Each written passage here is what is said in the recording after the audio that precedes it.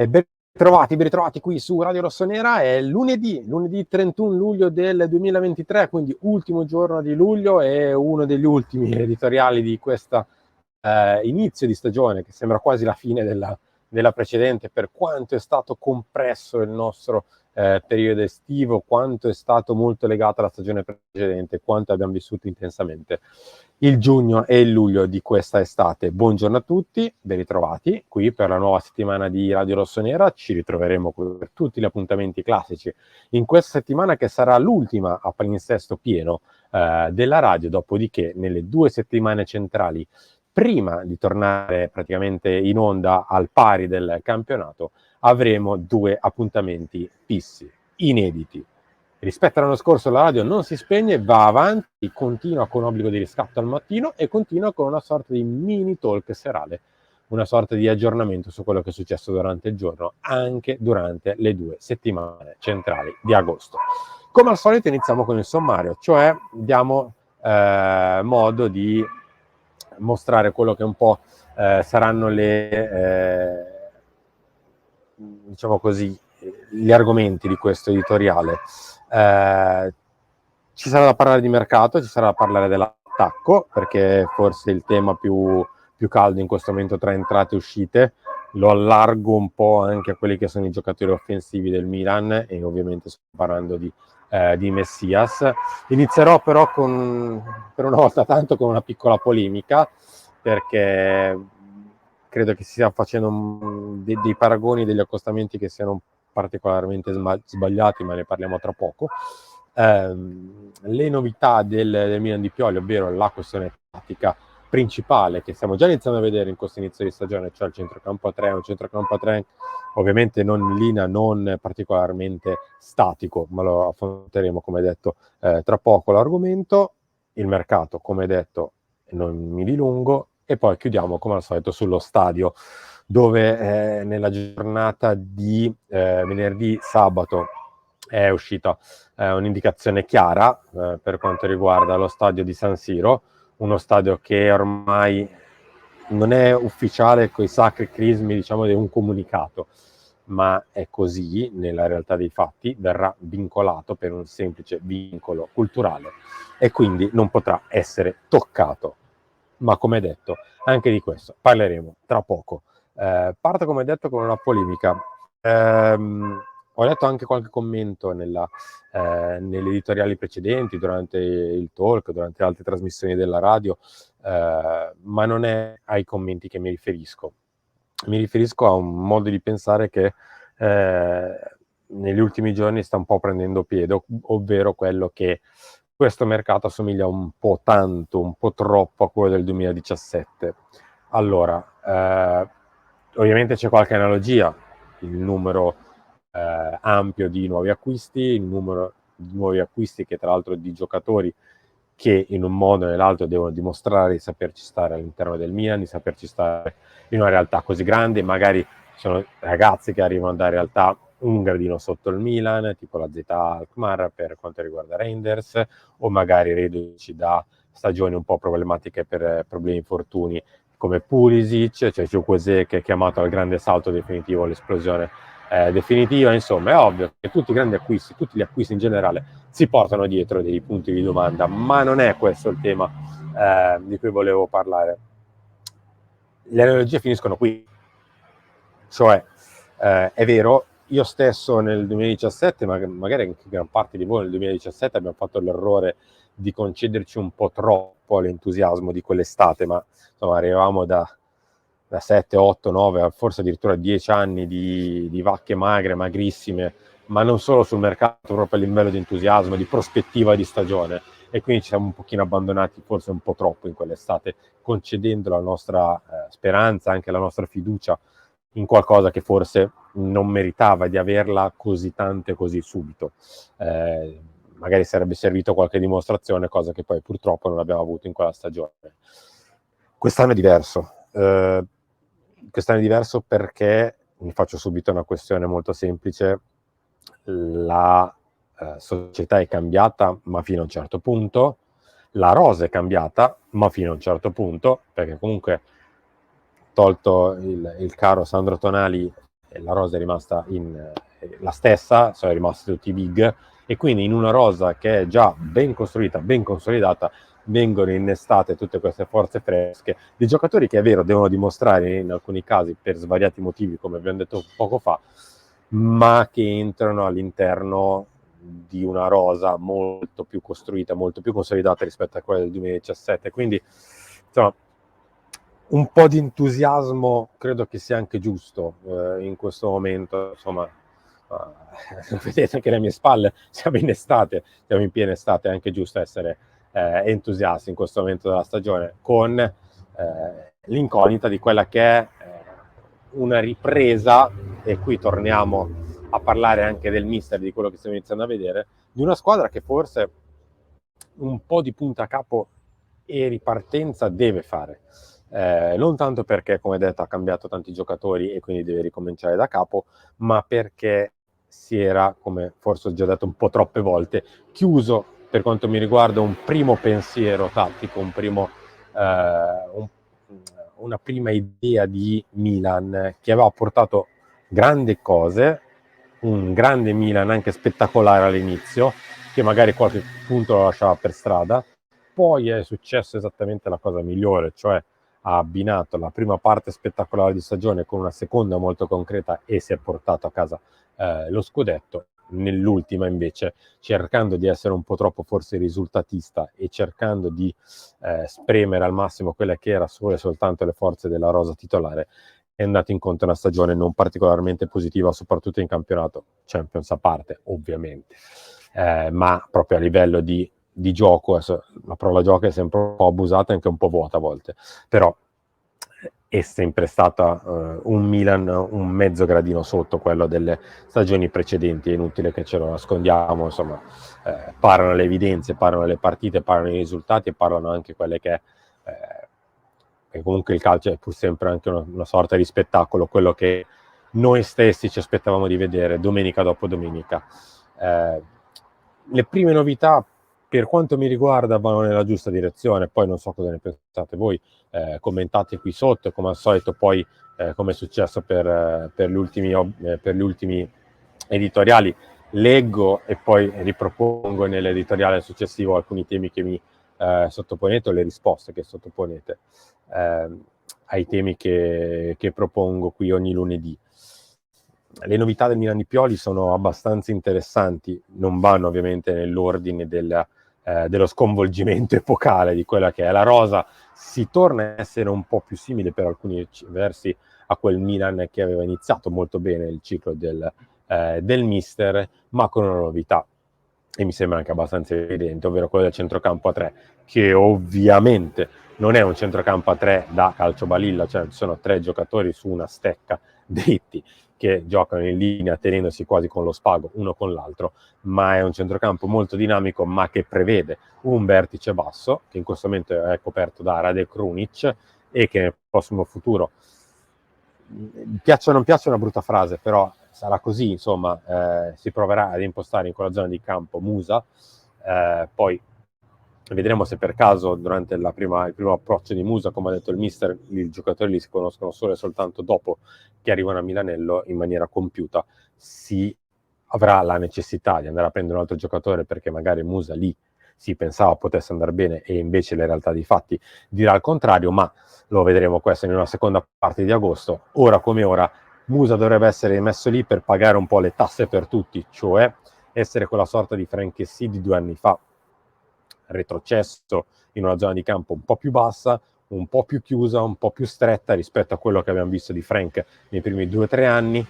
capace di leggere le situazioni di gioco, quindi andare alle spalle di Teo Hernandez quando sale troppo, andare alle spalle della mezzala quando magari, come ad esempio succederà nella mezzala sinistra, ovvero Reinders, si butterà nello spazio. Altra cosa molto interessante che abbiamo iniziato a vedere, ovvero i tagli di Reinders davanti a Rafael Leao, ma non solo, anche in zona centrale, cosa che le ha permesso già di arrivare un paio di volte alla conclusione. Ma insomma, Musa sarà quel giocatore anche di ordine, perché diciamo così, sta un po' andando avanti l'idea che Musa abbia dei piedi non particolarmente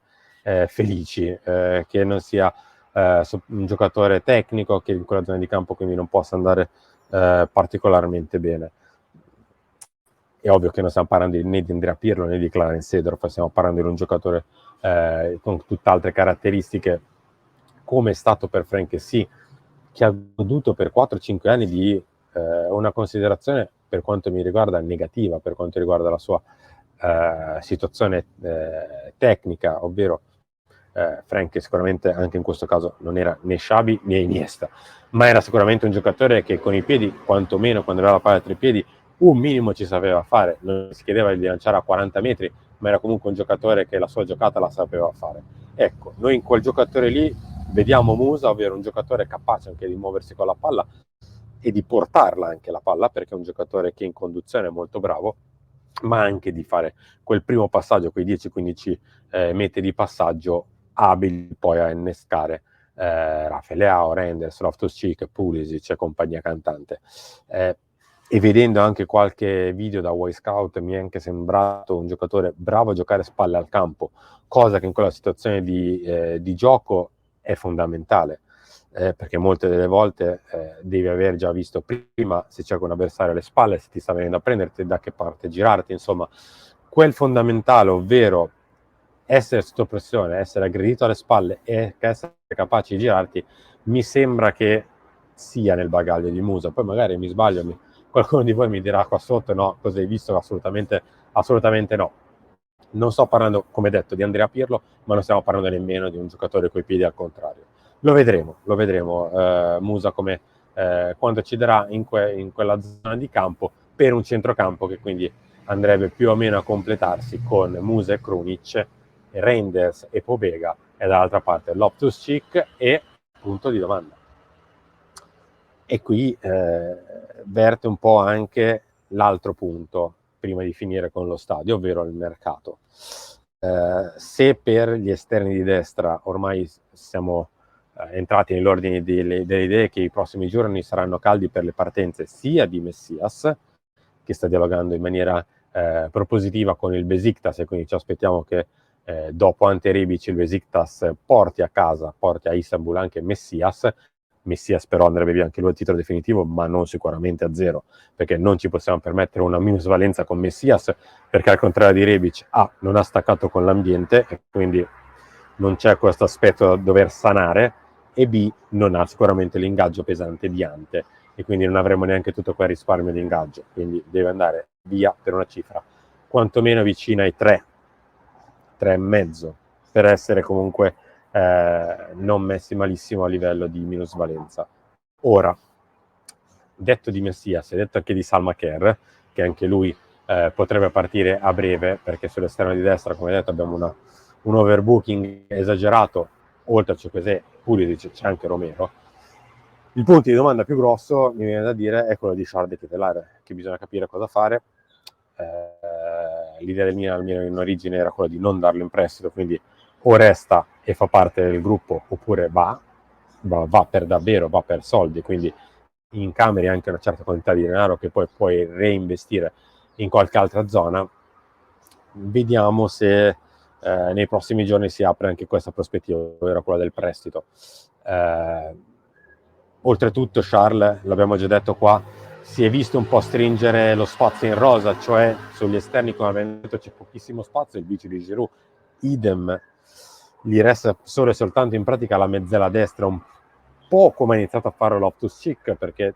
dei tre è quello che abbiamo visto scivolare sempre di più in questa sorta di elastico in cui si tengono un po' tutti e tre, con Reinders bravo sia ad allargarsi e venire dentro, con il vertice basso che rimane abbastanza ancorato, e la mezzala di destra che invece fa questo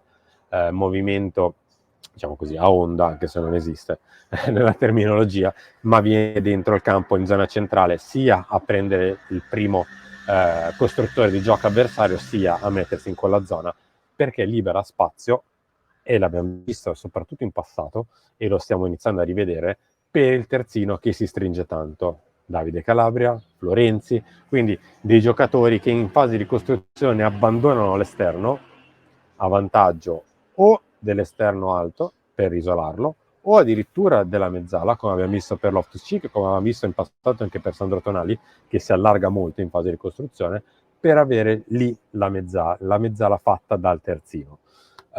Il mercato però, come è scritto qua sotto, non finisce qui. Perché? Perché a proposito dei terzini bisogna sistemare la questione Ballo-Touré che ha rifiutato il Fulham perché, non tanto perché non gli piace la Premier League o non gli piace il Fulham, perché vuole lasciare il Milan per giocare. E quindi al Fulham, in quella posizione di campo, c'è, ve lo ricorderete, Anthony Robinson, che era stato per poche ore il giocatore del Milan, non in maniera ufficiale, ma fino alle visite mediche, povero, e poi non se ne fece più nulla, ma in quella zona di campo gioca Robinson e quindi giocare per non giocare oppure fare la riserva, tanto vale restare al Milan. La sua idea è quella di andare a giocare, quindi sta prendendo in considerazione soltanto piazze che nel caso gli possono prospettare dello spazio in rosa, diciamo così, sufficiente per almeno giocarsi il posto. E non era il Fulham, che invece in quella zona di campo, come detto, ha un titolare fisso. Bisogna sistemare quella zona, bisogna sistemarla anche magari dando un'occhiata alle liste, e quindi i nomi sia di Calafiori che di Pellegrini vanno in quel senso, ovvero giocatori che ti possono anche permettere di essere iscritti in lista perché italiani, o comunque del vivaio italiano, e che liberano quindi un posto dei 17 liberi, quindi comunitari, extracomunitari, ma non del vivaio Italia, per altre situazioni di campo, quindi altri giocatori in altri ruoli, ma in quella situazione lì il Milan vuole sistemarsi un po' con la doppia chance, cioè essere a posto per le liste ed essere a posto anche con un giocatore che a Teo possa dare realmente una mano ogni tanto, perché anche per Teo va bene che è giovane, va bene che ha un fisico esagerato, ma 40-50 partite l'anno sicuramente non le potrà fare. Per la punta vi rimando invece tra poche ore a Obbligo di riscatto, alle 10 qui sempre sulla radio. Chiudo con lo stadio. Lo dico con anche un po' di amarezza, onestamente, perché in questo esatto momento dell'anno ci apprestavamo a scoprire quello che era il calendario degli incontri del dibattito pubblico. Si era fatto anche un incontro in estate con l'Inter per iniziare a presentare il progetto condiviso del nuovo stadio San Siro, ovviamente di fianco allo stadio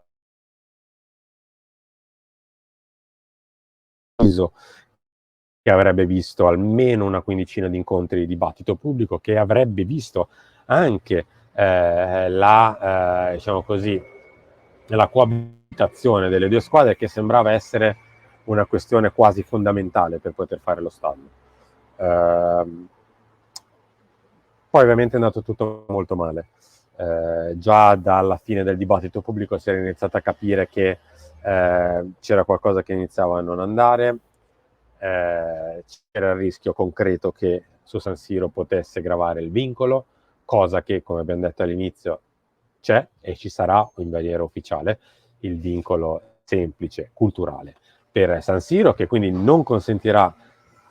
di essere così abbattuto, come invece era poi nell'idea finale delle due squadre. Per poter fare lì una zona commerciale è necessaria per far vivere la zona 24 ore su 24, 7 su 7,